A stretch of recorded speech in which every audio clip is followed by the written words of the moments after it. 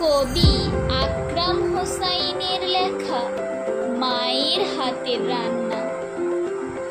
দামি দামি রেস্তোরাঁ, দামি দামি খাবার, কোনো কিছুর তুল্য হয় না মায়ের হাতের রান্না। মায়ের হাতে ছিল যেন স্বাদ বাড়ানোর জাদু, আঙুল চেটেও তৃপ্তি হয় না। আহ, দারুণ মধু! মায়ের হাতের রান্না এমন কেউ পাবে না খুঁজে, যতই তুমি ডুবে থাকো নানান খাবার মাঝে। সবারই মা সবার কাছে সেরা জননী, জগৎ জুড়ে পাবে কি